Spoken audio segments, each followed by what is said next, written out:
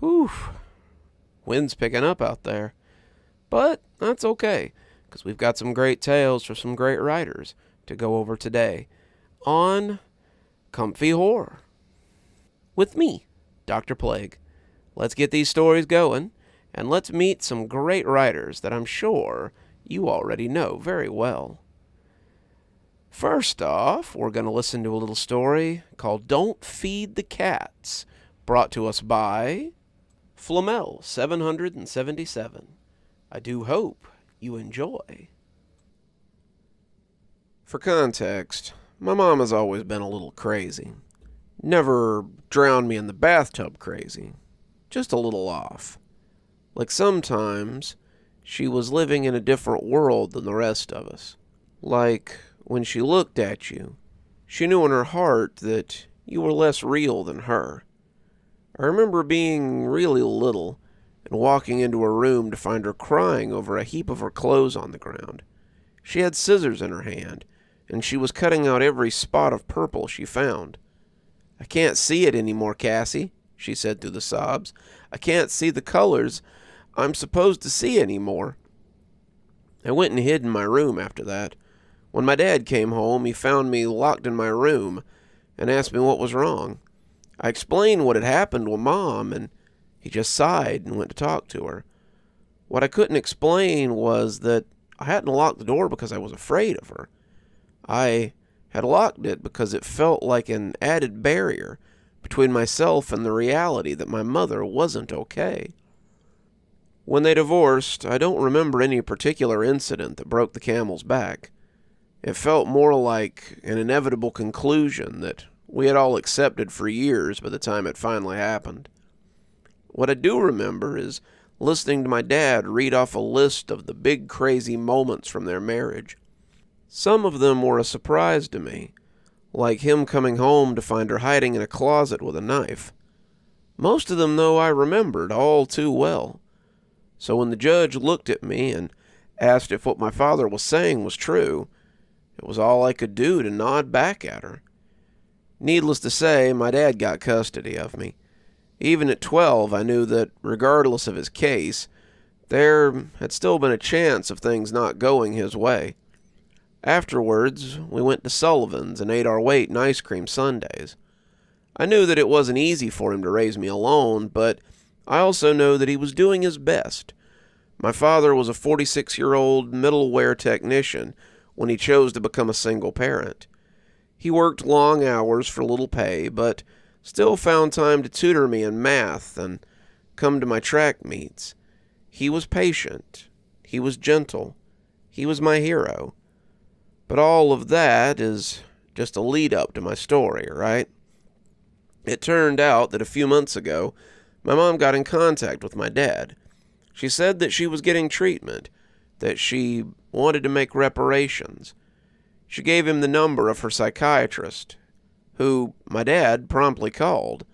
The man on the other end of the line assured my dad that his ex-wife wasn't the same person from 4 years prior. He said that she had changed and that she was getting better. He promised that getting closure with my dad and me was vital to her healing. At first, Dad refused. He was convinced that no amount of medication or therapy would change the woman who had haunted him and his daughter all those years. Eventually, though, he met her. He says it was just to get her off his back, to put the final nail in the coffin. Instead, he realized that she really was acting different, more lucid, more stable.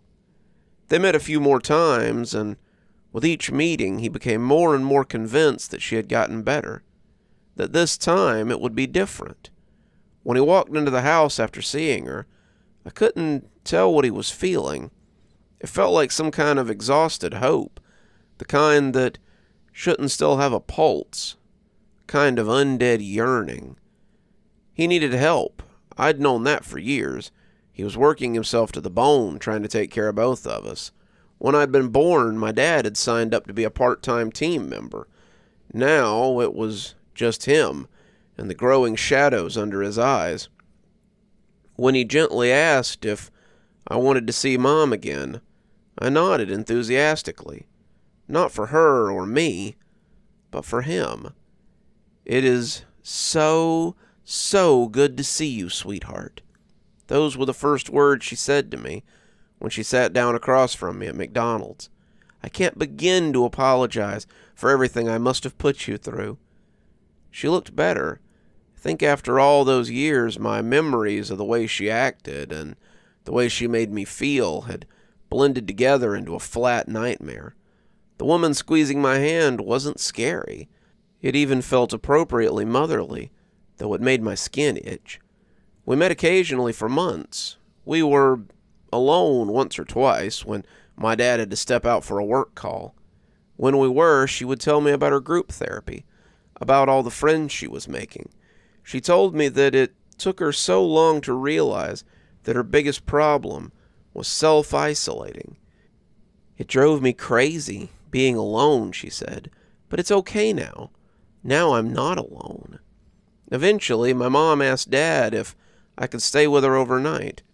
He was clearly uncomfortable with the idea and told her that he'd have to think it over. All I could think about was the work retreat, the trips with friends, all the times that my dad had missed out on living his life to take care of me. All for me. And I thought that maybe, just maybe, if I got to a place where my mom could take on even a little bit of the burden, that he might have his life back. So I told him that I wanted to go. I begged him to let me stay with her. Eventually, he agreed. "I'll be here to pick you up at 7, he said, as he pulled my suitcase out of the car. He'd picked me up from track and drove me straight to the cramped apartment building where my mom lived. "On the dot. If you need me before, promise me that you'll call, okay?" I promised him, offering a pinky when he gave me a stern look. He locked it with mine and took a deep breath. "Your mother's trying," he said. "I can appreciate that. I can even respect it. But I will drive my car through her front door if it means protecting you. Understand?" I laughed at the image of his scuffed Nissan hatchback smashing through the bricks and the drywall. I squeezed his hand. The evening was fine to start with. Her 2-bedroom apartment was neat and tidy, if a little small. It had a smell, too, like the ghost of something rotten hiding in the walls. But she let me put whatever I wanted on the TV. She even brought popcorn and soda for us to eat on the couch while we watched a police procedural. When I heard the oven timer ding, I asked her what she was making, and she stood up to go check on it. "It's your favorite, honey. Tuna mac." I felt the heat drain out of my face just a little. Tuna mac wasn't my favorite. I don't think I'd ever eaten it before that night. But I told myself to shrug it off. It had been years, hadn't it? It was all right for her to have a little misplaced memory. That alone didn't mean that anything was wrong. The phone buzzed with a text from my dad. "All good?" he asked. "You're such a worrywart," I responded, after giving his question a thumbs up. We ate at the table as the procedural show wrapped up. I felt like we should be talking, sharing, but there wasn't much to say, really. The absence of conversation stretched between us like a tightrope, but we didn't dare step onto it. As I scraped the last bit of tuna mac from my bowl into the trash, Mom told me that she had picked out a movie she thought we'd like. I agreed to it and sat on the couch as she put the disc in.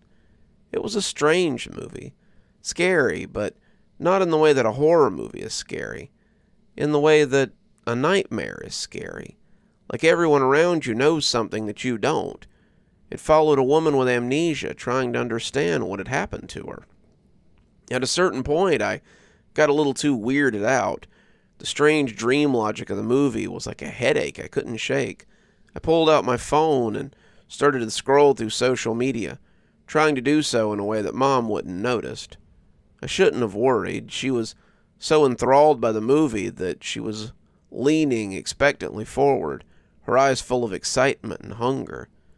Just over halfway through, however, she suddenly grabbed my knee with an intensity that made me jump. I looked up at her to find that she was still looking just as intently at the TV. "Watch this. This part's my favorite," she said. I looked up at the screen to find the main character holding each other in bed. the sexual tension escalating rapidly.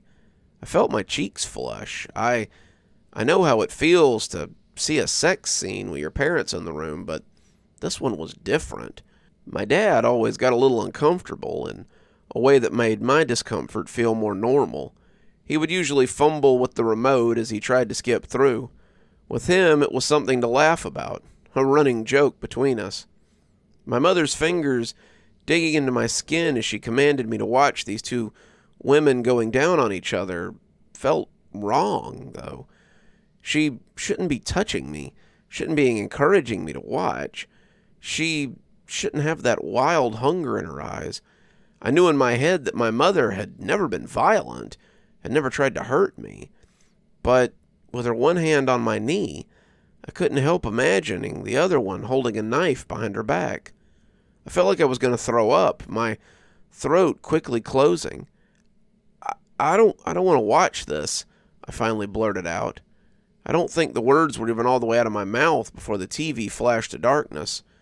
The remote was already in her hand, like she'd been waiting for me to say something.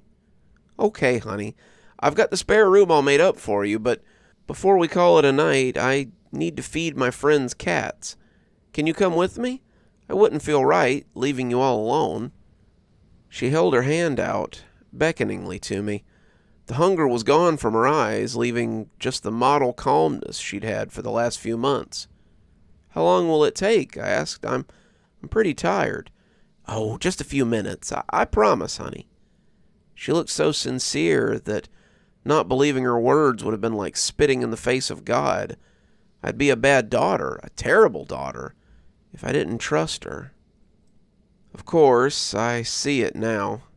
I see that a person trying to earn back their trust wouldn't act like they had never done anything wrong. A person trying to be better would make allowances for the pain their actions had caused. For her to look at me with the eyes of a mother that had never hurt or scared me should have been the first sign that she was living in a reality different from mine. But I didn't. I couldn't see that then. So I got in the car. My stomach started churning after 15 minutes on the road. I tapped my foot on the interior carpet, feeling the moments of the car trip slip on and on.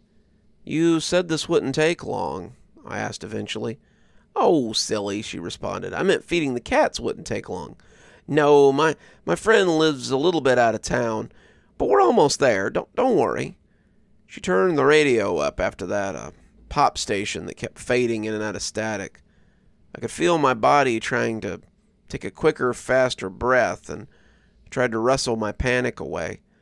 I tried sending my dad a quick checking-in text as we turned off the highway, but the phone buzzed a moment later to tell me the text could not be sent. By the time we pulled into the snaking gravel driveway, we'd been driving for about 45 minutes, and the radio was a hornet's nest of static. To call the place a house was generous. It was a cabin nestled in some deep woods on the outskirts of town, the kind where you can just tell that the owner declined electricity and running water for the sake of independence. Oh, sweetie, they're just gonna love you, Mom said as she turned the car off and dropped the keys into the cup holder. Then she got out and closed the door. The cats? I asked, the still warm interior of the car. The inside of the cabin was no better than the outside. When I walked in, my mom was already holding a long neck lighter to a lantern, casting a dim and gloomy light around the place. The rug on the hardwood floor was moth-eaten and ragged. The rotten coffee table looked like it was ready to fall any second. The old couch was gray and muted, and I didn't want to find out if that was sun damage or dust. So, your friend lives here? I asked slowly. I gotta go get some food from the shed, she called cheerily back at me, not answering the question as she stepped out the back screen door. I looked around me. No bowls or cat food, no scratching posts, not even any claw damage on the old couch. In that moment, standing in the dim light of the strange place, an unwelcome thought popped into my head. The storybook image of Hansel and Gretel being led into the woods by their father so that he could abandon them. She's not going to leave me here, I told myself. That would be crazy. The memory of her cutting the purple from her clothes was my only rebuttal. I listened closely to the silence of the night, sure that I would hear the sounds of feet on gravel, the sound of the engine turning over. Instead, through the overwhelming silence, I heard a shuffle, the creak of a board, the sound of someone trying to stay still, trying not to be perceived. Did she double back? Is she going to try to scare me? Why would she do that? I jumped when the screen door slammed open, admitting my mother and a 25-pound bag of dry cat food. "Hungry cats," I muttered. "Cats?" she asked. I saw such genuine confusion on her face that it made my eyes well up with tears. "The cats, that's what we're here to feed, right?" I said in a small voice. "Oh, hungry cats," she laughed. "Sorry, I misheard you. Yes, very hungry cats. Hungrier than you think." I helped her move the bag to the porch, where she flashed the screen of her phone around until she found a grimy dog food bowl tucked beneath the rotten benches. "There we are," she said. She haphazardly tore the bag open and spilled the kibble into the dusty bowl. "So, we can go now?" I asked. "No, sweetie," she said, turning to me with confusion. "We have to wait until the cats come to eat. Don't you know anything?" "Oh, okay," I said, my body beginning to shift and tighten in a way I'd consciously forgotten. The knowledge that the person in front of me was not living in the same reality as me shot through me like pain. The awareness that the wrong word would have my mother ripping my throat out with her teeth shook me. "So, what's your friend's name?" I asked. "What do you mean?" Her eyes were no longer on me. They were on the tree line, tracing the shadows between the trunks. "Your friend, the one who owns the house." "Yes, it's his house. He doesn't come by much anymore, but he told me I was free to visit whenever I wanted. I just had to feed the cats when I did." She turned to look at me, but I knew that she wasn't seeing her daughter. Her eyes drifted around me like she was evaluating a statue or a cut of meat. I looked away from her instinctively. I traced the same trees with my eyes, knowing that her unrelenting stare was on me all the while.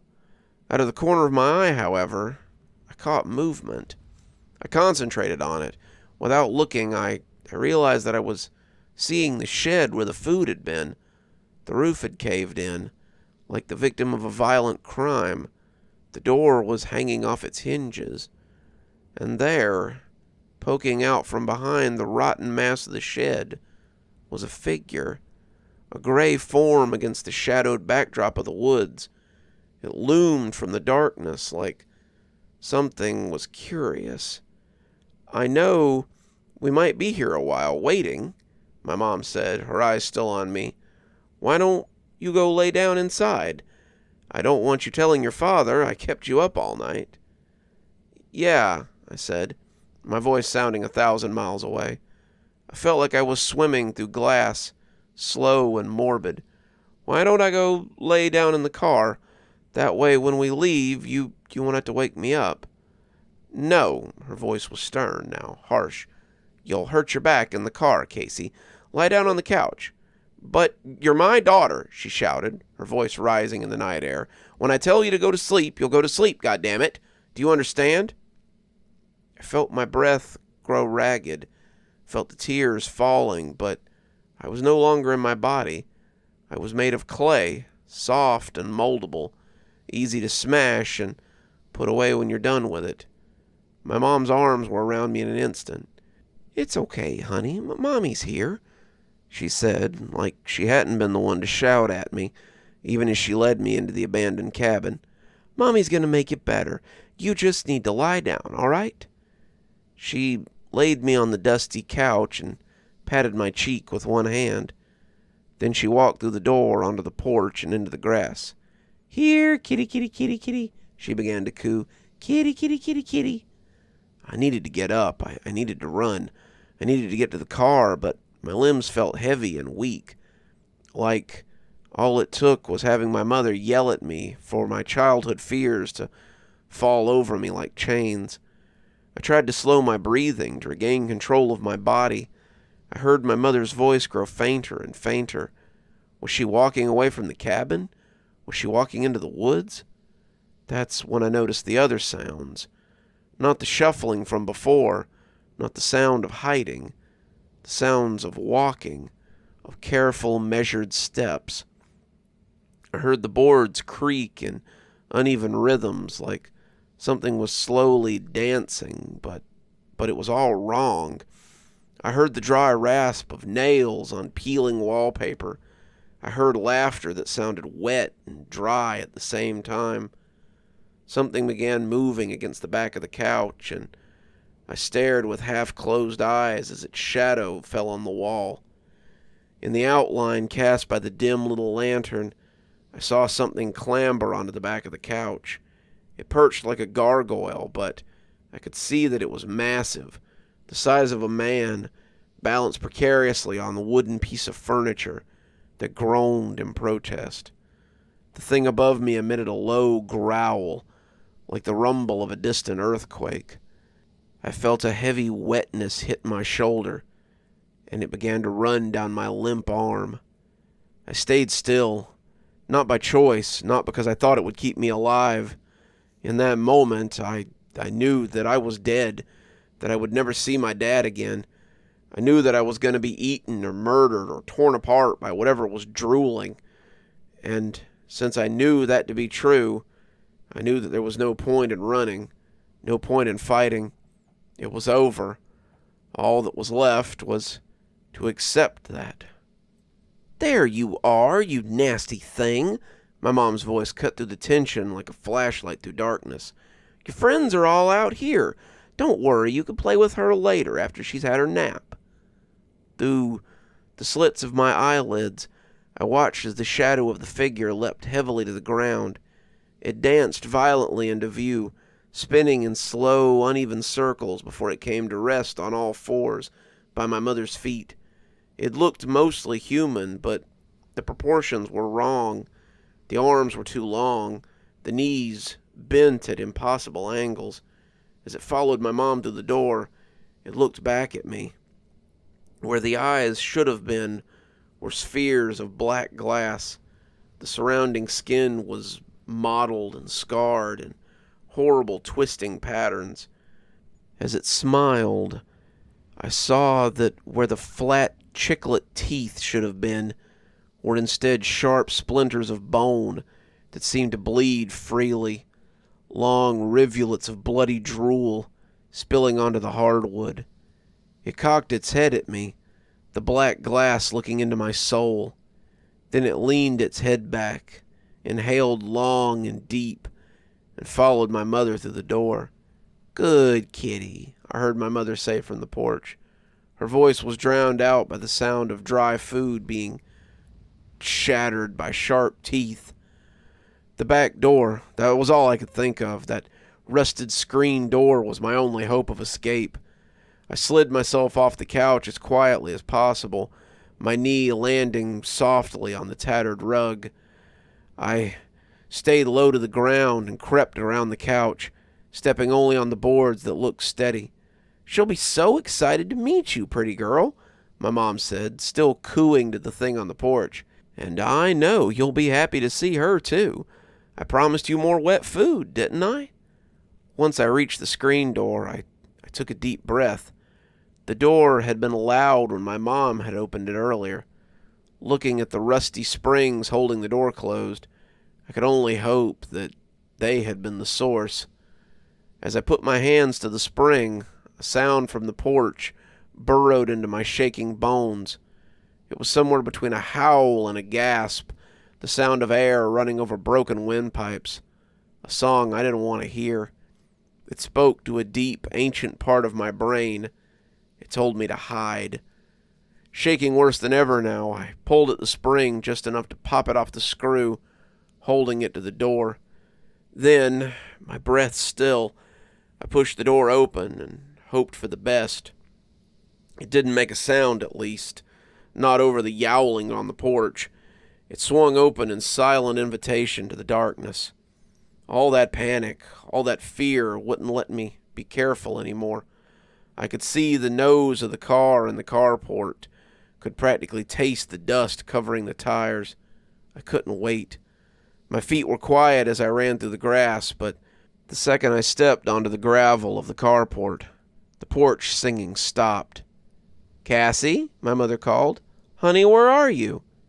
In moments of true panic, I've never experienced time moving faster or slower, like people always describe. For me, things just start happening all at once. In my mind, there's no delineation between the moment I pulled the door open, the moment I scrambled for the keys, or the moment I snapped the car into reverse. They all happen simultaneously, like photographs, spinning in open air. As I changed gears to drive, however, I remember my mother standing in front of the car. The headlights played across the fabric of her dress. The dust kicked up by the car obscured her and the half-dozen creatures flanking her on either side. And in her eyes, I saw real hurt, a genuine sense of betrayal. "What are you doing?" I saw her mouth. I didn't answer, in flagrant violation of the 3 months I had before I could drive a car without a guardian present. I tore down the driveway and away from this madness. I took every curve inadvisably fast, feeling the inertia of the car trying to buck me every time. I drove so fast that the cloud of dust behind me quickly obscured the house from view. Good riddance. I was almost to the main road when I caught sight of the thing out of the corner of my eye. It was one of the creatures, the one from inside the house, loping easily alongside my reckless driving. Its glass eyes weren't looking ahead of it, however. They were locked on me, and as it stared me down with its smile, I knew one thing beyond a shadow of a doubt. I had only imagined that these things were human, maybe deformed or mutated, but still human. Even driven insane with pain, a human could be reasoned with, empathized with, on some level. But these weren't humans. They had never been humans, not by a long shot. In that smile gleaming with blood, in the contortion of muscles where eyes should have been, I knew that these were something else, some other. That wasn't the shape of a human becoming an alien, but of something alien trying to become human. Only it had gotten the details wrong. I exploded onto the paved road and took off in what direction I thought the highway had been, keeping an eye out for the creature. I saw it pacing along the rooftops, tracking me through the flickering sodium vapor lights. By the time I hit the highway, the thing seemed to be gone, but I couldn't be sure. I think that was when I realized that the tears were shattering on my thighs, that I was gasping in air through sobs. So I drove, not towards home, not towards anywhere in particular. I pushed the speed limit, trying to put as much distance between me and the awful, awful cabin as I could. It wasn't until I felt something buzzing at my feet that I thought about stopping. In the chaos, my phone had fallen to the floor. I grabbed at it and saw that I had a dozen texts from my dad and 20 missed calls. My tears changed then, no longer those of an escapee. They were the tears of someone about to be rescued. I pulled into a rest stop and called him, sniffling. I tried to explain, but before I could, he cut me off and asked where I was. I read him the address of the stop. "Tell me everything," he said. I could hear him getting into his Nissan. So I did. I told him everything. I know that in stories like mine, the teenage daughter always holds back details so she isn't thrown in a mental hospital. But I didn't even think about that. I told my dad about the movie, about the tuna mac, about Mom saying that she just had to go feed some cats. When I told him about seeing the first creature behind the shed, I threw up in the passenger seat. When my dad eventually got to me, I fell into his arms and sobbed and screamed and shook. My father, the middle-aged IT professional with a bad hip, helped me like he had helped me when I was 5. "We're going to call the police," he said, running his hands through my hair. "We're going to tell them the important bits. She took you to a strange place and made you feel afraid, right?" "But how?" I don't think we can explain the other parts, honey, but I don't think it makes much of a difference either way. I nodded. That made sense. We were halfway back home when the weight of the night settled over me, waves of tiredness washing me away to unconsciousness. I looked at the clock and smiled when I woke up. It was 7 a.m. On the dot, I said, starting to drift away. On the dot, kiddo, just like I said. That was a week ago. After we talked to the police, they sent a patrol car up to the cabin for my mom. When they got there, no one was around. All they found was an empty bag of dog food next to a bowl, with my mother's shoes neatly beside it. According to the county records, the cabin's been abandoned for decades. The last owner had died before the turn of the century, and the land deed was split between his children. The police talked to all of them, but none of them have any connections to my mom. They assured us that they're still looking into it, but I'm not holding my breath. Doesn't matter anyway, because we're leaving. The house is already listed. My dad's been doing online interviews for a new job in a new city. He stayed home from work all week, and he called me out of school. We keep the doors locked and the windows drawn. The revolver he normally keeps in a safe is always nearby. As soon as he can lock down a new job, he says we're booking our flights. We're getting the hell out of this town, from my mom and from those monsters. In the meantime, we're sleeping in the family room. I sleep on a pull-out while Dad sleeps in the love seat. He's watching over me. I can't wait to leave, though, because sometimes, as hard as he tries, my hero falls asleep, and sometimes when he does, and I listen really close to the silence, I can hear that awful, awful singing. And every night, it's getting a little bit closer. Whew, not feeding cats is basically a bad word around here. I guess I shouldn't let my furry friends hear anything about that last story. But we're going to go from not feeding cats to not feeding dolls. This next story, brought to us by APCleriot, is called Dolls Don't Eat. So, enjoy. The dispatcher said 2 kids, a boy and a girl, showed up on a lady's doorstep. Lady said the kids wouldn't talk or give their names. She gave them milk and cookies and sent them to rest in her bed because they looked tired. No children had been reported missing, but it was late, so the dispatcher thought the parents probably didn't know their kids were gone. No problem. Not my first call about kids that walked out the front door because they wanted to play. At least it wasn't winter. I drove to the house on the outskirts of Bridal Veil Lake. It looked like another farm sold off for condos that were never built. A bunch of wild fields and dirt surrounded the lady's house. It was remote and dark, and I wondered if she felt comfortable living alone out here. That knock in the middle of the night must have been a shock. I announced my presence and knocked lightly. "Hello?"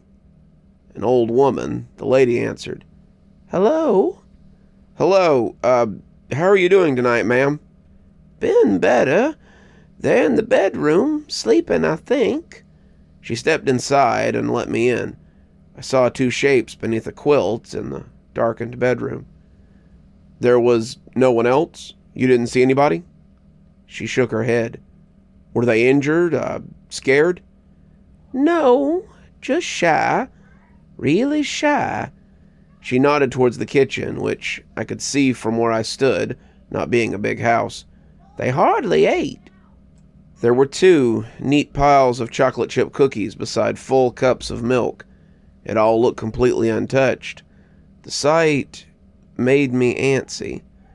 She said they didn't eat much. They ate something, but not a crumb had fallen on the table. Nuh-uh, I have 3 kids of my own. I never saw them leave a cookie intact at all. Something really bad must have happened to those children. "Hey, kids," I said quietly from the doorway of the bedroom. I didn't want to startle them. "You awake?" No answer, but I had to check on them. There was only a lamp for the room, and it barely lit anything. 2 small shapes lay with their bodies and heads covered with the quilt, completely still. "I'm a policeman. I'm here to help you. You don't have to be scared." I waited, but still nothing. "I'm going to pull off the blanket very slowly, just so you can see me, okay? Then you can put it right back if that makes you feel safe." Nothing. They didn't move a muscle. I prepared for the worst and pulled off the quilt. Their eyes were black, shiny, lifeless. Jesus! Because these were not living children, but full-size dolls, complete with clothes and realistic hair. Only the eyes and their plastic faces looked immediately fake. What the hell? I stomped out, admittedly pissed. The lady waited in her living room chair. "Is this a joke?" "Excuse me?" "Those aren't real kids. They're dolls," I said. She seemed confused. "I beg your pardon?" I took a breath and tried to calm myself.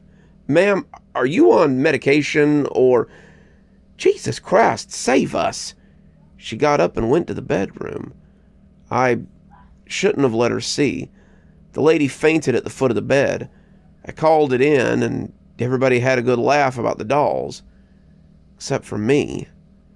The lady had been prescribed blood thinners and a nasal spray for seasonal allergies.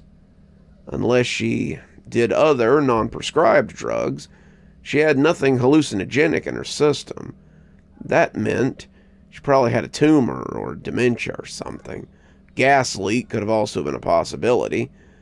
I mulled over those details while I escorted the ambulance to the hospital. She wasn't conscious for long, but didn't fight my suggestions to see a doctor. "Thank you," she said from the stretcher, squeezing my hand just before the paramedics wheeled her into the ER. I nodded. I didn't know what to say, but it was my job to help. I followed them in. Sometimes doctors want to ask questions. The cafeteria called to me. 4 more hours till the end of my shift. Coffee and a sandwich seemed prudent. I hardly touched them. The walkie crackled. There had been an assault at the hospital. Obviously, I responded. "Someone's been attacked," dispatch said. "The nurse that called wasn't very clear, and she hung up." I got up from the table about the same time a doctor descended the steps into the food court and shouted something incomprehensible. When he got close, I grabbed him by the shoulders. "She's dead. Gone. He killed her," the doctor said. It took a bit for me to understand. I'll summarize. The old lady I'd escorted to the hospital had been murdered by another patient. A young man suffering from unmedicated schizophrenia. He'd been brought into the ER after being hit by a car. "I thought he was sleeping," the doc had told me. He sat on the floor with his head in his hands. "Oh God, her head. He damn near cut her head off." Apparently, he walked down the hallway with it. Then he sat down and chatted with staff until the police arrived. I never left the food court, so I was spared the scene. Still messed me up. She thanked me. I'd sent her to her grisly death. A tragedy. That's what everyone, including my therapist, said, and I eventually agreed. I believed it. For years, I didn't think about those dolls unless someone brought them up. The old woman had been suffering some kind of delusion. No point in finding out what exactly. Probably wasn't even possible.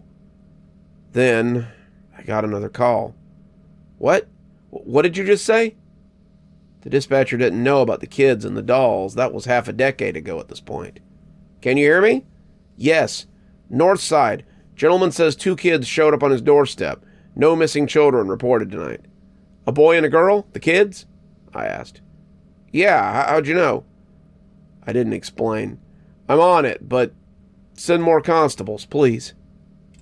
So many similarities to the previous tragedy. The time of year, the wrong side of midnight, the kids gaining entry to the home.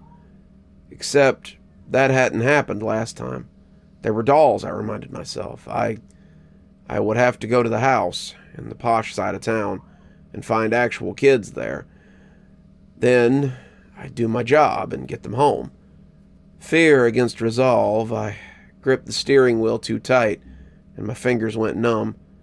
Big, dead hot dog fingers trembled when I got out of the cruiser in the huge driveway. No lights were on in the mansion at the top of the hill.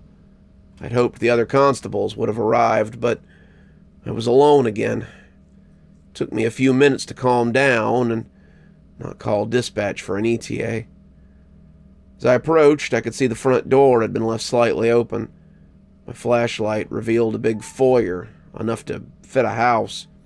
Since there hadn't been a crime reported, I felt confident to call out to the owner. "Hello?" An echo replied. The place really was that big. "Bridal Veil Lake PD. Your front door's open, sir." I rang the doorbell and waited a bit, but nobody showed. I don't know why I didn't call dispatch or wait for another constable. The only reason I went in, I think, was because I had to know if history would repeat itself. "I'm coming in." Switches were dead. No power. The grand staircase wrapped the foyer in a broad embrace, and in the center, they were there, propped up beside a headless storyteller. At first I didn't understand, and I tried talking. "It's going to be okay," I said to the headless man. He'd been posed with an oversized Grimm's fairy tale book between his thighs and arms. Before each of the black-eyed dolls, set up to appear as attentive children, a tall glass of milk and a bowl of chips had been placed and left untouched. I choked out a gasp, but it couldn't be. It couldn't be. How could the dolls be here? Attempts to draw my firearm and use my radio went about as well as you can imagine. The gun hit the marble floor, and I communicated nothing of use to dispatch.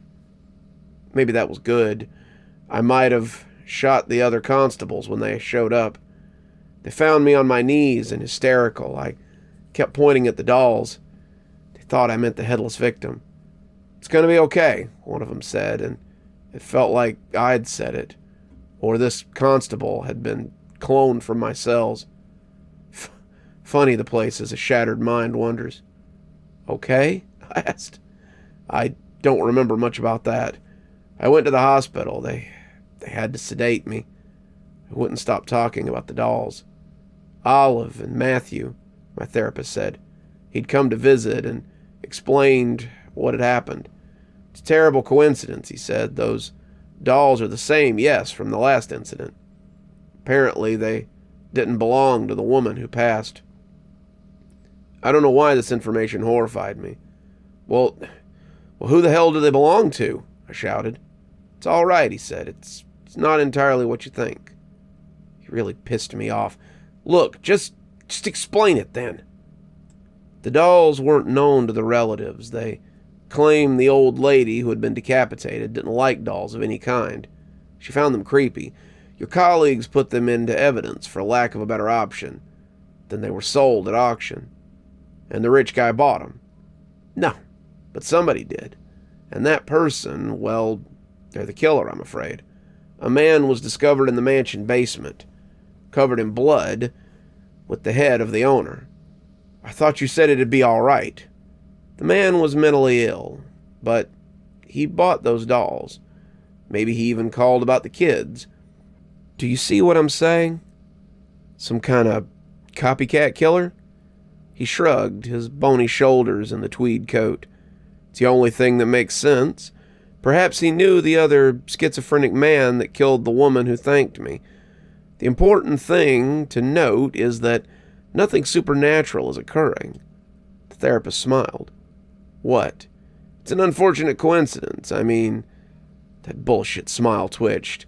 I've been around long enough to know when someone's pulling a con. I never thought it was supernatural. Why did you say that? I asked. He chuckled nervously. An unfortunate choice of words. I didn't mean to imply that. How do you know the names? The names? Of the dolls, I said, before attempting to get out of the hospital bed. Handcuffs held my wrists. The sedatives had prevented this observation until the urge to punch the therapist moved my body. What the hell is going on? Why are you telling me this? You're not from the department. What is happening? He backed away towards the door. Calm down. The killer named them. He kept saying the names over and over. The inspector contacted me. She thought it best I talk to you. I agreed, and bullshit. He suddenly went mute, his lips mouthing the words, "Help me," over and over.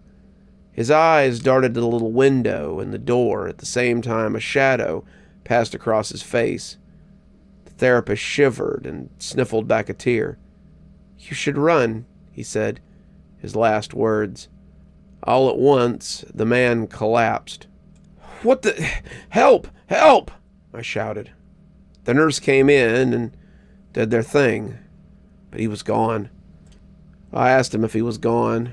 They stopped trying to revive him, one of them confirming his death. How had he died?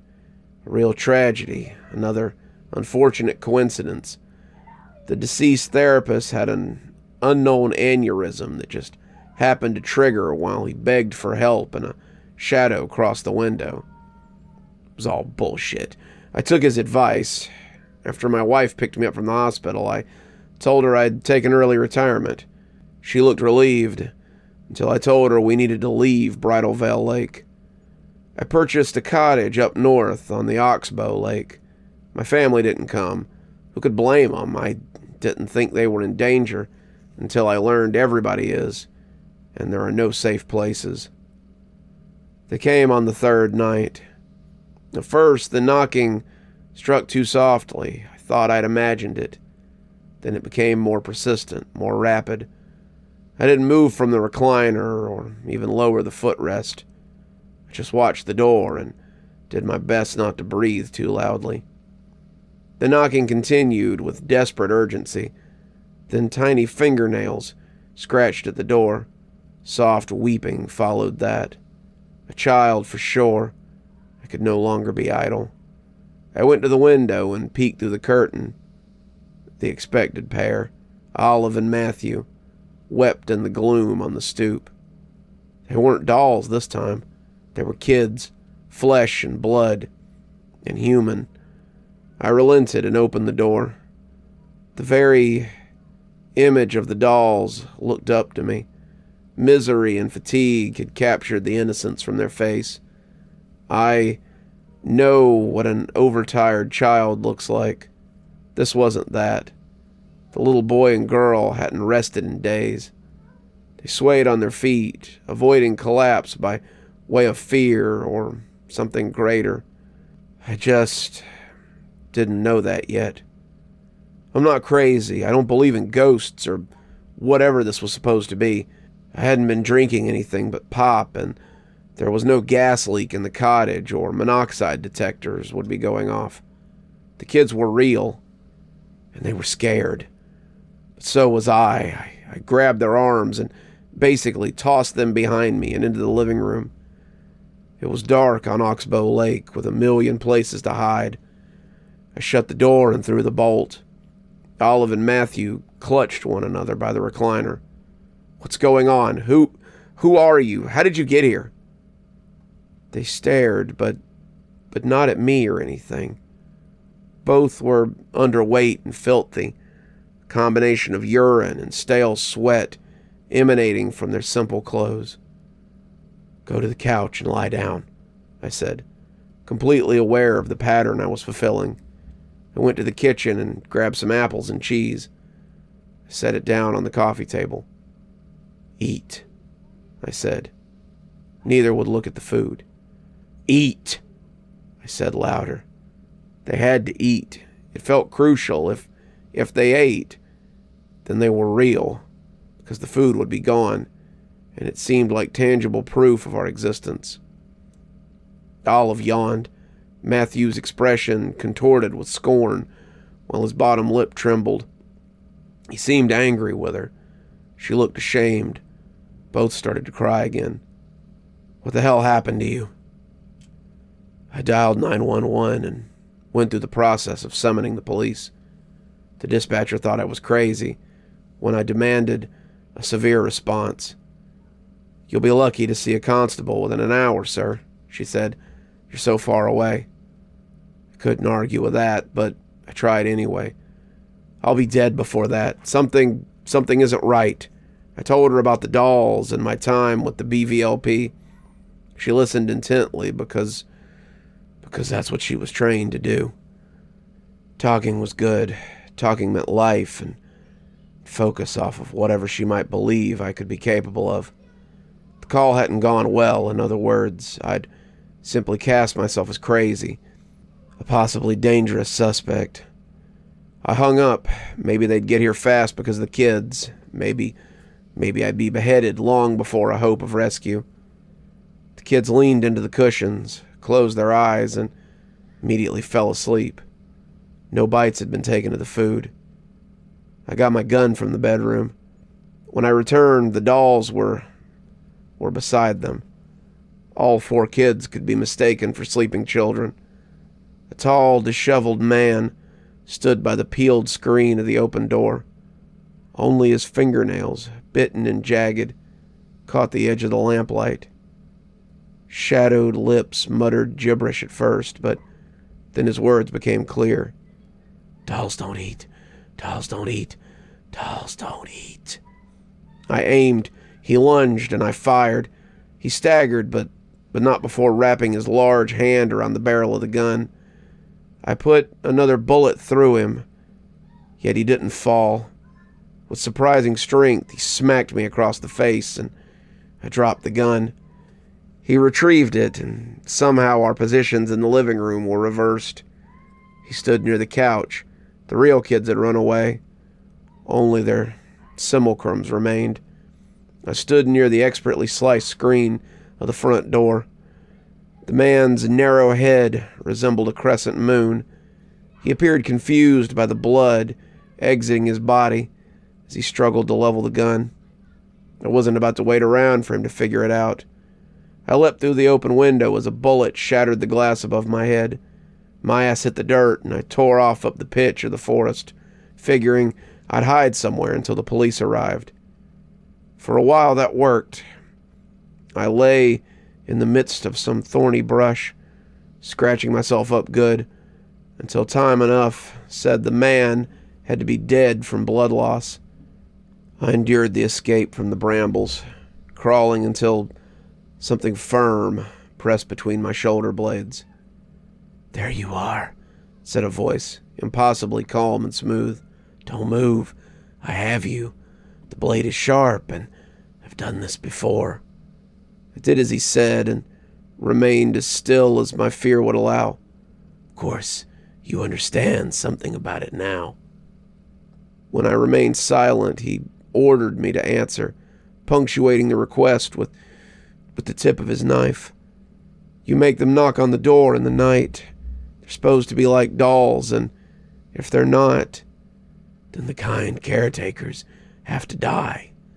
Olive and Matthew must become the same as their dolls. Exactly the same." "Why?" The knife point penetrated slightly.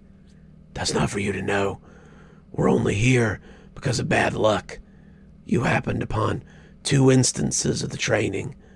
They were so little that first time. They're older now, but they don't look it. We don't let them grow much." "You cut off that woman's head in the hospital," I accused. The knife pressure relaxed a little. "Perhaps I was wrong, and you don't get it." But then I did, and resumed tension forced me to reveal everything.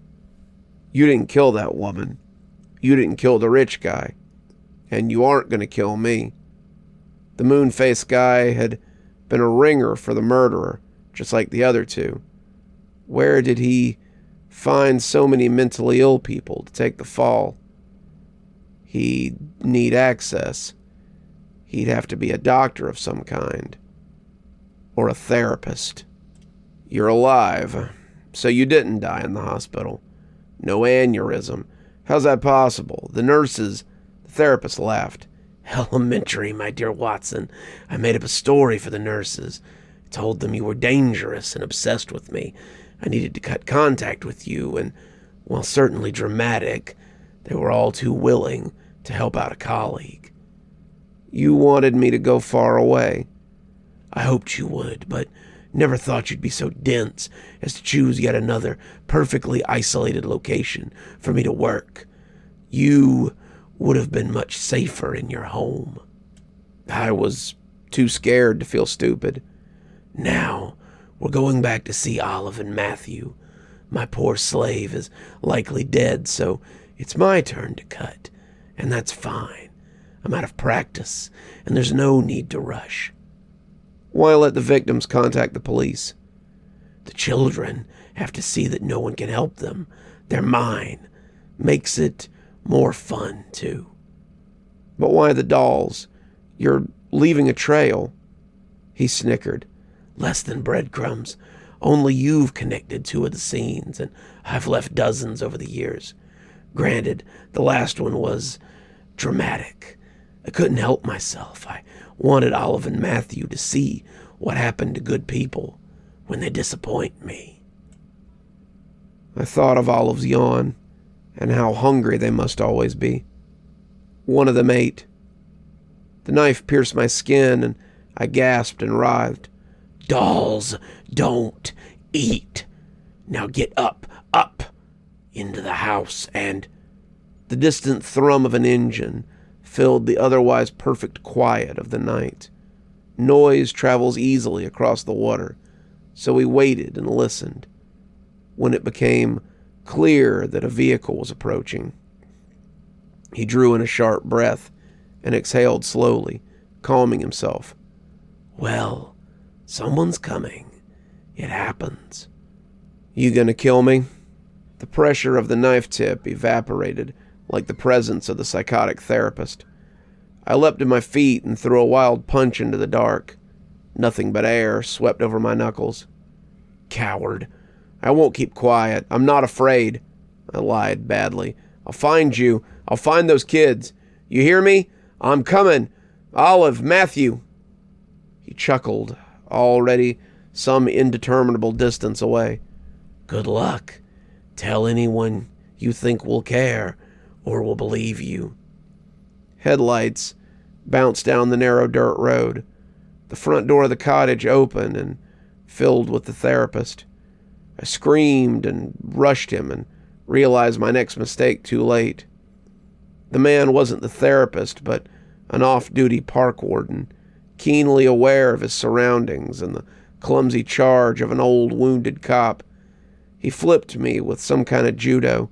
I landed across the coffee table on the untouched food, facing the black-eyed dolls. A pair of cuffs came next. I ranted about the dolls and the therapist and the children, but to no avail. They found the moon-faced martyr crouched by the broken window. Even dead, he still appeared confused. The warden used his cell to call for more support. The dispatcher had only called him because she knew he lived near Oxbow Lake. I told the story so many times and begged them to look for the therapist and those kids. Hours later, someone must have called him because they came back with another unfavorable fabrication. The therapist had never left Bridal Veil Lake and answered the call from Huntsville police on a landline at his office. He must have drove back," I said. "But Huntsville and Oxbow Lake are roughly 5 hours away from Bridal Veil Lake." I'd been questioned for 6 hours. "He also told us about your condition." I laughed. Sure, of course he did. But what about the break-ins and the dolls?" The constables looked at one another. "We asked about that. He says it's possible, perhaps even likely, given your trauma, that you took those dolls from evidence. That's where they were after your last discovery. You had access and a reason to dwell on them." "A reason?" They were choosing their words carefully. "What about the intruder?" "He's a local, an addict, really ill. He's been arrested for breaking into cottages before. He usually does it to empty ones. You just moved to Oxbow. Even with lights on and the vehicle out front, he probably didn't understand it was occupied. You surprised him." "I surprised him?" I said incredulously. After more protests, I was released and told to be grateful, An investigation would follow, of course, but no charges laid unless something more incriminating was found. It won't be, I said bitterly. The constable walked me out of the Huntsville station, shaking his head and walking away. Man doesn't know how lucky he is. Before I could object, the door shut. I packed my stuff and raced home.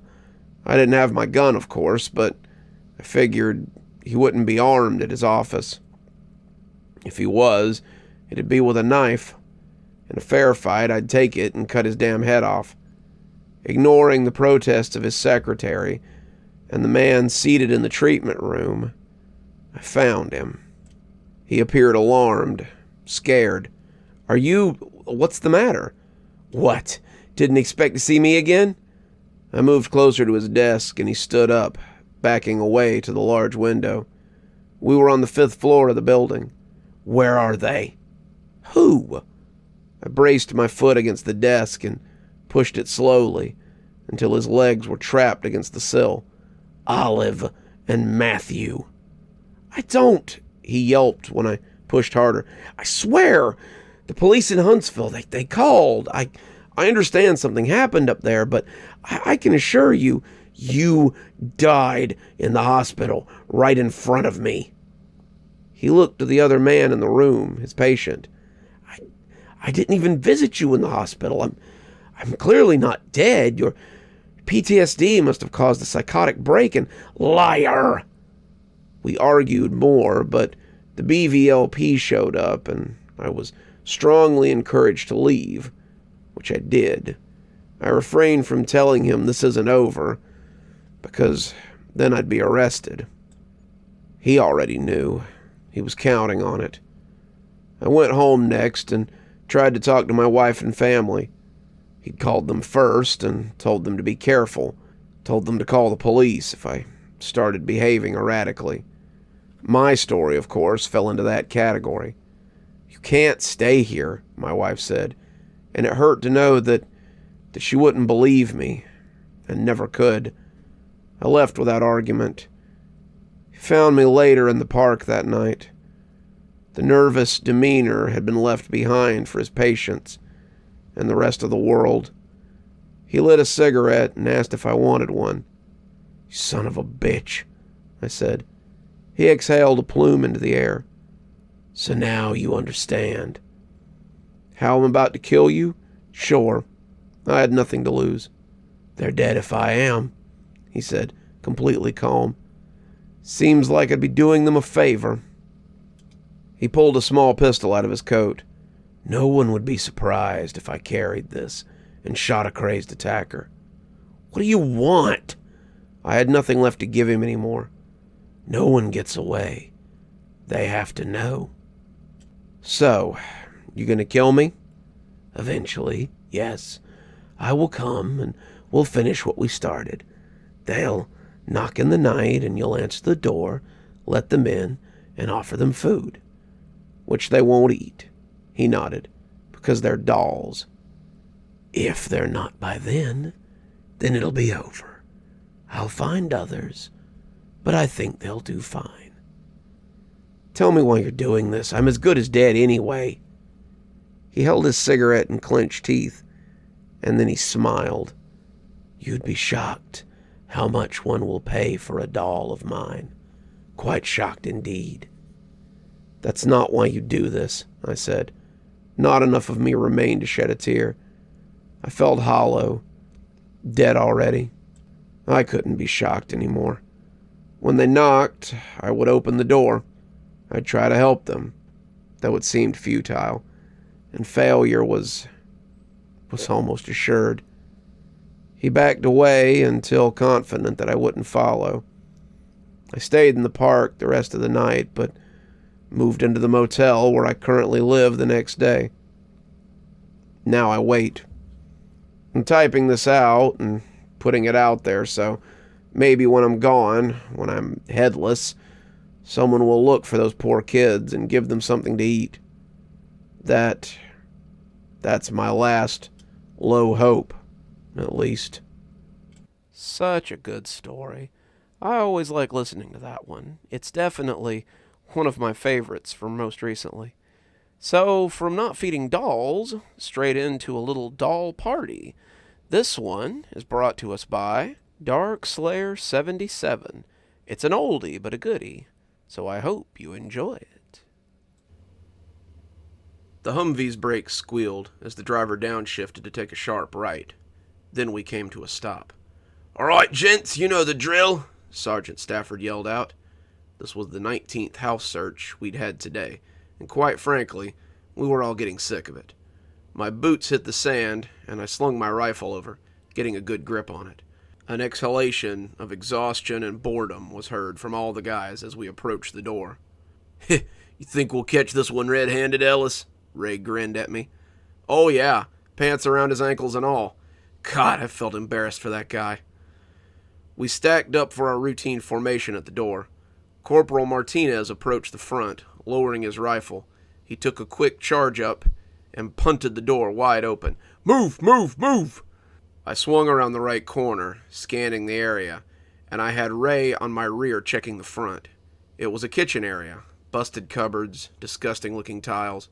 The whole place reeked of old carpet and mold. I felt Ray's hand on my rig, indicating for me to press on. I rushed forward in a controlled manner and felt the 6 pairs of footsteps trailing behind me.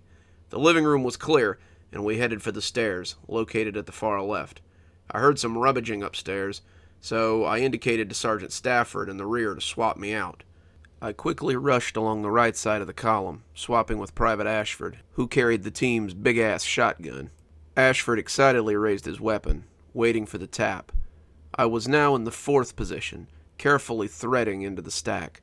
My eyes were constantly darting left and right, looking for the open back door or window or what have you. We started moving up the stairs, hugging the wall tightly. Reaching the turn in the staircase, Ashford confidently swung the corner. Having a little visibility over Mendez's shoulder, I saw him freeze. His face turned pale in a matter of seconds, the clacking of his rifle sling indicating his violent shaking. Ashford moved to the fore, 6 shots fired in the direction of something upstairs. Contact! Private Watford swung around Ashford to provide greater suppression fire and move up the stairs to unclog the stack. An ear-piercing sound came from upstairs, the chaos ensuring the formation was disoriented, along with the noise, and I began to feel nauseous. Grabbing Martinez's collar, I tugged him down the stairs to free the staircase for engagement. As we were moving down the stairs, I caught a glimpse of what appeared to be a woman, entirely covered in bullet holes, dashing towards Ashford. Click, click, click. His gun ran dry, and it was already too late. The hellish creature, dripping blood and having a few pieces of meat barely holding its limbs together, closed the distance between him and snapped his neck with an inhuman amount of force. A magazine dumped by Watford led him to the same fate. Having it turned towards us, I caught some details of what it looked like. Its face was hollow, cheeks sunken in, eye sockets empty. Saying it was pale would be an understatement. Freakishly skinny and tall, completely destroyed by bullet holes. Its nails were probably the size of half a knife. Our whimpers and curses were muffled by the sound of the automatic fire and ejecting magazines. It was not phased. "Get down!" The familiar sound of a grenade being ejected from the grenade launcher tube echoed from behind me. I dove to the left, managing to pull Martinez down just in time, and an explosion followed. Then it was just darkness. My ears were ringing, face full of dust. Aching pain in my left leg stuck as I attempted to get up. I slowly opened my eyes, glaring at the flickering light from the ceiling. I glanced to my right, but Martinez wasn't there. That's when I spotted all the bodies. Sergeant Stafford, Corporal Smith, PFC Erutious. I whimpered in fear as I dragged my ass towards the wall, breathing heavily. I felt my rifle under my right hand and gripped it tight. Another detailed look towards the deceased, and I spotted Martinez too. Hunched over on a chair, head hung backwards, throat slashed open. Ray. I didn't see Ray anywhere. I had to find him. I pulled myself up, nearly collapsing. A quick glance down towards my knee revealed the issue. A huge piece of debris had lodged itself in there. I pulled it out, letting out a groan and a few quick breaths. Dragging that leg behind and pushing myself off the wall, I started moving upstairs. Ray! Where are you, man? I turned the corner of the stairs and realized why Ashford froze. The upstairs area was a large living room. In there, neatly arranged, were about 14 to 15 chairs. Sitting in them with perfect posture were corpses. The corpses of recon squads that went missing earlier today. In the farthest chair to the right, I spotted Ray. He was alive. I started making my way up the stairs, and I saw his eyes widen and his lips attempt to say something. I'm coming, man. Just hold on. Ellis, on the ceiling. My blood ran cold and my eyes widened. In a split second, my heart rate doubled, and I was clenching my jaw so hard I could have easily broken it. Slowly, raising my glance and rifle towards the ceiling, I saw it. Head slightly tilted to the right, hanging onto the ceiling with those ridiculously long legs. Its thinning hair hung down, drenched in blood, inches from my face. It let out a sickening gurgle or a groan before striking at me. I woke up in one of those chairs. I glanced to my left and noticed Ray wasn't there. Suddenly, a blood-curdling scream echoed from the next room. I dove out the window and crawled away, giving it a quick glance backwards. It was staring at me, its hollow face replicating what would have been a smile on a human. Its arms moved up, raising something. I caught a glance of a familiar blonde head. Ray, I'm so sorry, man. This next one's always a lot of fun to do. I wish I had really gotten in on the Disney horror story craze, but this one's really about my only entry. Might have to go back and read some classics, I don't know, but this one's definitely a goodie. Brought to us by our good friend, JGrupe. This is Disney's Dark Secret. Teddy and I had been working at Disney for years. The two of us had seen hundreds, if not thousands, of young cast members come and go, heading off to college or to better jobs and brighter futures. Meanwhile, the two of us stuck around and became a running joke to some of the younger employees, since we were never promoted to management, that is. Most of the lower-level members were young, in their early 20s or late teens, and to them, it was just a part-time gig, a way to raise money for college or to pass a bit of time until their real lives and careers began. But Teddy and I were lifers, and some would say losers, although I would never attach that label to myself willingly. I'd heard it whispered enough times to know that it was what other people thought of us. We'd both been there for nearly 2 decades, and had worked on pretty much every single attraction, but had never been deemed responsible enough to be promoted to supervisor status. Over all that time, I found a lot of secrets about the place. Some things that are known to the public, but also some revelations that aren't talked about anywhere. Did you know that cast members who work as mascots have to wear communal underwear? Yeah, that's right. They all share the same underoos, and they get washed in between uses. At least, in theory. Who knows what pervert came up with that idea? Or how about the fact the skeleton on the Pirates of the Caribbean ride was originally constructed out of real bones? Despite the park's insistence that all the bones were removed, a few still remain. Management lost track of which were real and which were fake, and they just left the real ones in there along with the imposters. But when you're up close, it's easy to tell them apart. The real ones are a little more yellow, and they're heavier than the plaster ones. There are plenty of morbid secrets like that. People scatter the ashes of their deceased loved ones in the park so frequently, we actually have a not-so-subtle code name for it. A white powder alert. The Haunted Mansion and the Pirates of the Caribbean are the most common places, but it's done all over, and who knows how often people get away with it without even being noticed. Code 101 means a ride is temporarily shut down, while Code V, or a protein spill, means that someone has vomited on a ride and it needs to be cleaned up. Those spills are often the cause of ride shutdowns, rather than mechanical issues. Oh, and if you hear yourself or someone else being referred to as a treasured guest, it doesn't mean you're a VIP. It's actually our code word for saying you're being an asshole. There are stories of ghosts, some told by people who never believed in such things before witnessing them in the park. The specter of Walt Disney himself has been seen a couple of times, outside Sleeping Beauty's castle, just on the other side of the drawbridge. Or sometimes he's seen at night, just outside his old apartment on Main Street, where occasionally you might smell a whiff of cigarette smoke, despite the fact that such things are banned inside the park. Walt and his family once lived there, so they could spy on visitors and listen to their opinion on the park. They would eavesdrop on their conversations from the second-floor apartment, just above the street level. George, a dead electrician, supposedly haunts the Pirates of the Caribbean ride, and every morning, cast members must call out, "Good morning, George," at the start of the day. Otherwise, the ride will mysteriously have issues all day long. Unexpected shutdowns and other strange things often occur if George isn't given his proper morning greeting.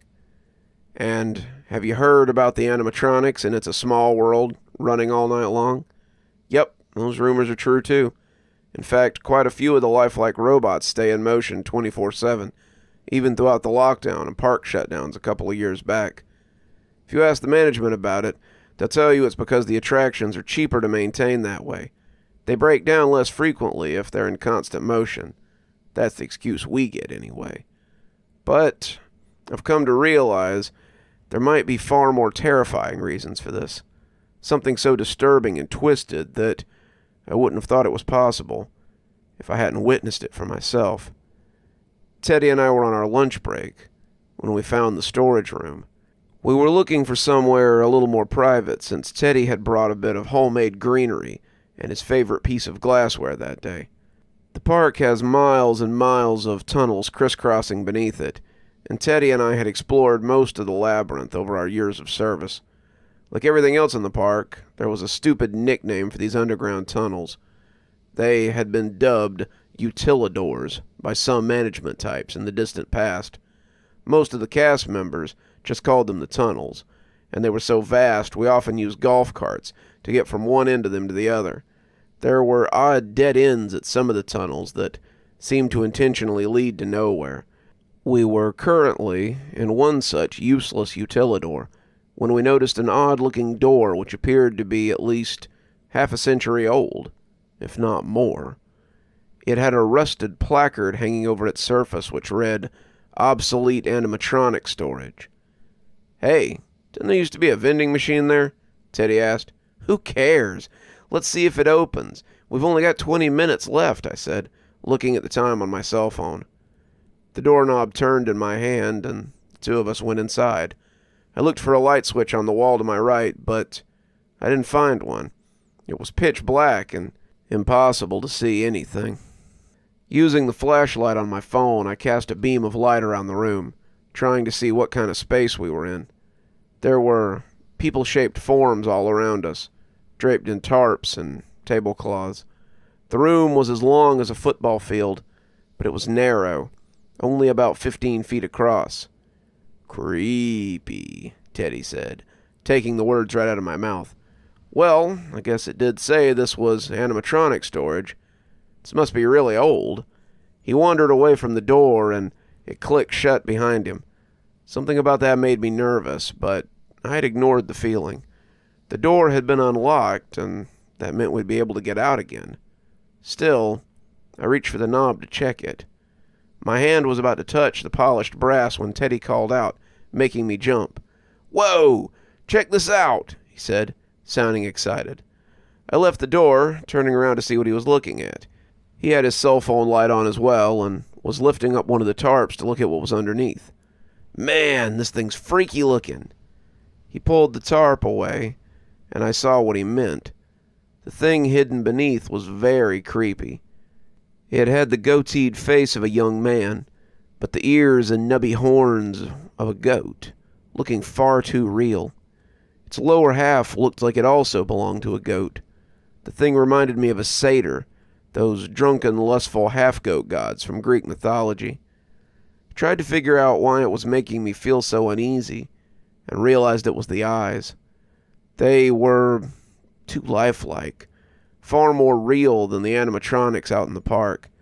And the look of the skin, the way it reflected the light and anything about it, it looked like it was a real creature. More likely, a man had been sewn to the body of a goat in a very thorough way, making the seams blend together perfectly. Teddy was already moving on to the next one, looking under another tarp. He left me alone with this one, and I looked back down at it as I let go of the cover and let it fall across its face again. Flinching backwards, I nearly screamed, as I could have sworn the eyes of the thing were looking at me, just as I dropped the tarp over its face. My heart was beating fast, and I tried to tell myself it was just a trick of the light, or that the eyes had been looking up that way the whole time, and I just hadn't noticed. "We need to go," I heard myself say, but Teddy wasn't listening. "Holy crap, this one's even more jacked up. Dude, you gotta check this out." I opened my mouth to say, "No, let's get out of here," but my words caught in my throat.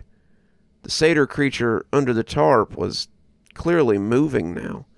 Its head was still draped in the plastic sheet, but I could see it turning to look at me, as if its gaze could penetrate through the tarp.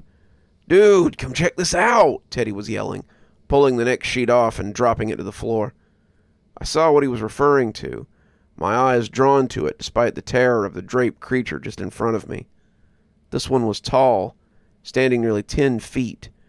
It had one large eye instead of two. Man, whoever made these things was tripping on acid or something. Look at this thing. It looks like they jacked an eye from an elephant and stuffed it in some dude's forehead. I think they were trying to make a cyclops. I could barely hear him, as now the thing in front of me wasn't the only figure in the room which was moving. To my left, the entire row of covered forms were beginning to stretch and turn as they woke up from whatever sleep they had been in. Some were tall, some were short, like the satyr thing on my right, but all of them were alive. I realized it was very cold all of a sudden, and realized I could see my breath steaming out in the air. A compressor groaned to life, and I saw a nearby vent cough out a frosty plume as if something had been jammed or broken and was suddenly operating again. The temperature in the room began to plummet, and a second later, I was freezing cold, the rushing air chilling the back of my neck. Finally, I was shocked out of my stupor and managed to get a word out. "Teddy," I croaked, but too late. The giant cyclops hand shot out and grabbed my friend by the throat. It lifted him up into the air while his legs kicked and his arms thrashed, trying to break its grip. He was choking and sputtering, flailing madly as he tried to free himself. The cyclops firmly held him by the throat, and I heard the sound of cartilage and bones being crushed. His spine popped, and his head bent back at an impossible angle, his skull lolling backwards like a broken Pez dispenser.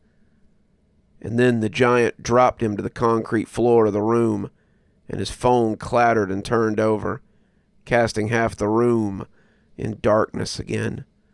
I backed away, feeling like I was moving in slow motion, but unable to go any quicker. Reaching back for the doorknob, it felt like the tunnel had grown by 100 feet. It was further away than it could possibly have ever been. I kept backing up, taking slow, quiet steps. The figures were moving towards me, all of them closing the gap and slowly walking in my direction. Their forms were covered, draped in bed sheets and tarps and tablecloths, as if this place had been thrown together in a hurry, hastily constructed to house these possessed animatronics or whatever these creatures were. Cold air was filling the room, making it even more difficult to move. My skin felt like it was being stabbed with pins and needles, the freezing wind going right through my summer clothes. There was a sound of tearing flesh and blood being spilled. I looked to see several of the monsters were tearing the skin from Teddy's face, peeling it from his bones with some difficulty, like trying to open an underripe orange. The worst part was, it looked like he was still alive. He was opening and closing his mouth like a fish out of water, his eyes wide open as if he'd be screaming if he were capable of it. I tried to tear my eyes away from it, but I couldn't. Found myself staring at him as they took the flesh off his face. I backed up hard into something and realized it was the door. In the darkness, I felt for the doorknob behind me, but I couldn't find it. The creatures were still moving towards me, all of their faces covered by sheets except for the massive cyclops that had killed my friend. Its one huge eye was fixed on me, and as it moved in lockstep with the other creatures, they all seemed to share one hive mind. As they approached, a few stepped on each other's coverings, tearing them away and revealing their hideous faces. I saw a woman's upper body sewn onto the legs of a deer, and a man with the hindquarters of a bull, their faces full of mute anger. My hand groped for the doorknob desperately, and after several long moments, it settled on the smooth brass. It was so cold, almost frozen. I spun around, expecting the doorknob to turn easily, but this time it was stuck. I couldn't tell if it was locked or frozen solid, but either way it wouldn't budge. Feeling like there would be icy hands around my throat at any second, I was too terrified to turn around. I heard the sound of shuffling feet moving closer, the icy wind blowing through my clothes and raising goosebumps on my skin. I began pounding against the door with my fists, banging on it as hard as I could as I screamed for help, pleading for someone to save me. "Help! Help! Open the door!" I yelled at the top of my lungs. The corridor we had entered was a dead end, rarely used by anyone. Of course, this door would be locked from the inside, I thought to myself. Who would offer an escape to these animatronic demons? If they had ever been imbued with any form of failsafe, it was long ago out of commission and useless. These creatures had no mercy and no respect for human life. They wanted blood and flesh and meat to create more of themselves, to raise an army of undead robotic soldiers. Manic thoughts were racing through my head as I tried to think of another way out. There had to be something, some other way out. I turned around, hoping for some other exit to present itself, but instead I just saw hundreds of shrouded forms stepping closer and closer until they were just a few feet away. A gurgling, wheezing sound could be heard from behind them, and I realized it was the labored breathing of Teddy slowly dying. If I didn't get out of here, I'd be next. With one desperate move, I kicked out towards the head of the nearest shrouded figure. It was the satyr. My foot connected with his face, and as it did, the entire crowd fell back a step, as if hurting one of them would hurt all of them. I lashed out with another blow, punching it in the gut, and the crowd took another wounded step backward. I used the newfound space to my advantage and took a short running start towards the door. Kicking it hard with my boot, I connected squarely with the spot behind the doorknob. It rattled in the frame, but it didn't budge. Taking a quick look back over my shoulder, I saw the crowd of animatronic creatures were coming at me again with renewed anger. They looked furious at me for assaulting one of them, and apparently I had injured it. The satyr was slumped forward, its joints making creaky noises as it made its way towards me, its movements jerky and disorganized. I kicked the door again, harder this time, using every ounce of force I could muster. I heard something splinter and break, but it still wouldn't budge. Icy hands grabbed my throat from behind, and I threw an elbow backward to try to break free. It connected with whatever had grabbed me, and it didn't let go. Instead, its grip tightened, choking and squeezing my throat until I couldn't breathe. I let out another strangled cry for help, but no sound came out this time. The grip on my windpipe was making it impossible to call out. My feet were going numb from the cold, which seemed to have intensified even more somehow. I hadn't thought it was possible to feel any colder, but I realized that whoever was controlling the temperature of this place was doing this on purpose. These things didn't like the cold, and it put them in a state of hibernation. For some reason, this place had been almost room temperature when we entered, bringing these creatures back to life. With one more desperate effort, I lifted my leg and kicked as hard as I could, my heel connecting with the door just beside the latch. Something shattered and broke loudly, and the door swung open on its hinges. The momentum brought me forward, and I found myself tumbling back into the corridor. Whatever had grabbed hold of me came with me, the icy hand still around my neck. As I landed, the thing's fingers broke off like icicles, shattering on impact. The shrouded creature was writhing on the floor, looking as if it wanted to get up and chase me, but wasn't quite capable of it yet. It was still too cold. I stumbled to my feet and ran from there, not really thinking about my mistake until I was far past that point. When it occurred to me what I had done, it was too late. I had let those things out. I'd opened the door and freed them, and I had allowed the warm air inside so they could come back to life and escape. I was too terrified to stay in the park. I went home immediately without saying a word to anyone, then called my boss and told him I was sick with a stomach flu. I apologized, saying I'd been throwing up in the bathroom and didn't want to cause a code V while on stage. He told me that was okay, since he knew I was a dedicated employee, a trusted cast member who had been with the park for years. But he did ask if I'd seen Teddy, and I had to lie and tell him I hadn't. I'm supposed to go back to work tomorrow, for the first time since all of this happened. The worst part about it, nobody has reported Teddy missing. His family hadn't called to say anything either. It's almost like none of it ever happened. Except I've got the marks around my neck, the bruises that prove I didn't imagine it. I just got a strange message from Teddy on his cell phone. He says, "See you at work tomorrow, buddy," accompanied by a mouse emoji. Me and some of the cast members have a big surprise for you. One last story for you, and this one is definitely a doozy.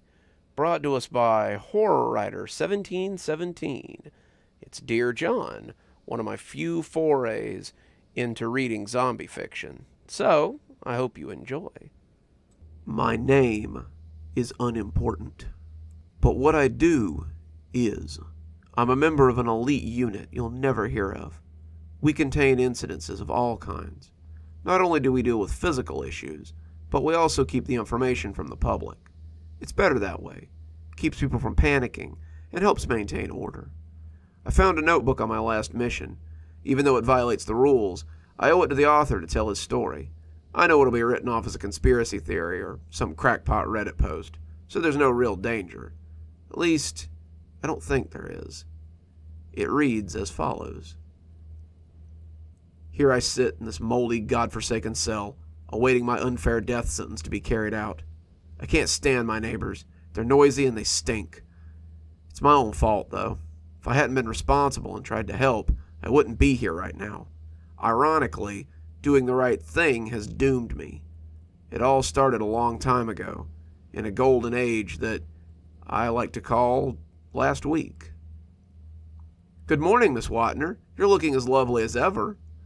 For someone who looks so old that even a mummy would turn tail and run. Why, Jonathan, aren't you sweet? Thank you, ma'am. Will that be paper or plastic? Paper, of course. We can always grow more trees, can't we? Yes, ma'am. Maybe one day soon we'll use one to make you a nice coffin. The old crone drifted away, flashing her huge diamond ring and mink coat. I never understood why she bothered to come to the grocery store, when she could always have her servants do it for her. Then it hit me. This was her way of staying in touch with the commoners, of proving to herself that she was still human. I can't blame her too much, I guess. If I was obscenely rich, I'd want to flaunt it too. Uh-oh, looks like Mr. Burgess is heading towards Jane's register. I'd better go help. Jane, you have an urgent phone call in the office. I'll cover for you. A wave of relief washes over her, as panic had started to flood her face. Thank you, she whispered, touching my shoulder and sending warmth through me. Humph, Mr. Burgess mumbled, leering at her as she went.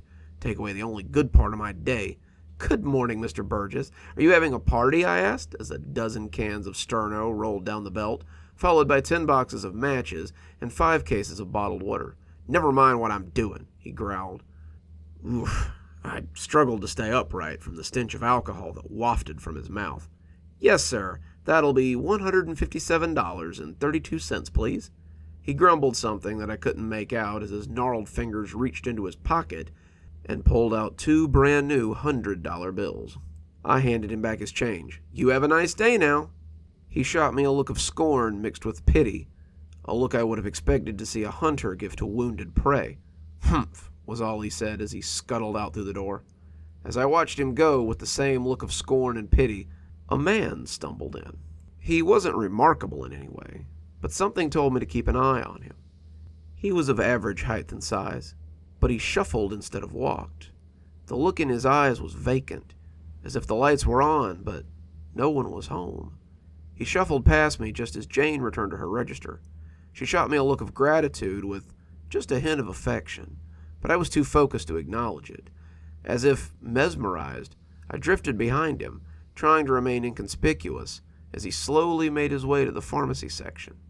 I turned the corner, and there he stood, swaying back and forth as though driven by a non-existent breeze. I approached him. "Can I help you, sir?" As he turned towards me, I could see scratches on his neck and a hint of dried blood under his jacket. He stared at me with those empty eyes. Instinctually, my hand slipped behind my back and grasped the handle of my knife, something I carried for just such an occasion. I set my feet and prepared for him to lunge at me. This is it, I thought. 12 years of working at this menial job have finally paid off. I'm in the right place at the right time to stop the outbreak. I just need to be sure, or I'll spend the next 20 somewhere much worse. I pulled the knife out just an inch when he cleared his throat. "Sorry, it's my wife. She isn't feeling well." I slid the knife back into my sheath and said, "I'm sorry to hear that. Is there anything I can help you find?" His vacant eyes drifted back to the shelf. He picked up a bottle of Midol and a pack of tampons.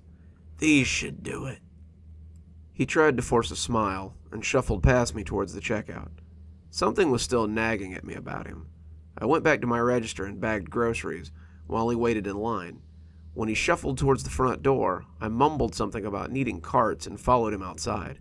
He had parked his car at the edge of the lot, but even partway there, I could see the car he was heading for was rocking back and forth and sounded like someone was pounding from inside.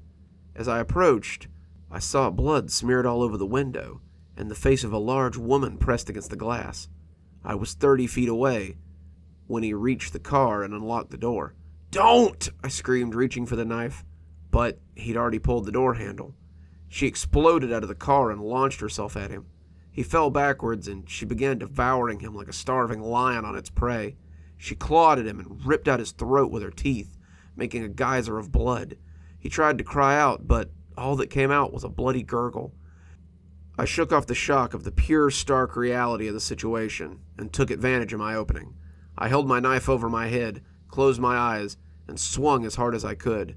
I missed the first try and only managed to slice off her ear. Needless to say, that got her attention. She ceased gouging at him and turned towards me. Crap! I tried to ready myself in a defensive stance, but she lunged at me, growling. I held the knife in front of me, and she impaled herself on it. Unfortunately, it sunk into her neck. The force of her impact knocked me onto my back. I nearly lost consciousness when my head bounced off the pavement. My vision swam as she snapped her bloody teeth at me. I held her at bay with the knife that was still lodged in her throat, the same knife I would need to kill her. After a quick moment's thought and a frantic plan, I shoved my forearm into her chest and yanked the knife free. I lost ground in the process and felt her teeth scrape my nose as I swung the knife around and buried it in her ear. It looked like a movie in pause. She stopped with her mouth frozen open, then slowly rolled off of me. I sat up as best I could, stared down at her, pulling my knife out, and then I shoved it in his ear, just to be sure. "Freeze!" came a loud voice from behind me. I turned to see 3 police cars with their lights flashing. 6 officers, all pointing their guns at me. "Drop the knife, get on your knees, lace your fingers behind your head," the officer said. "Are you kidding me?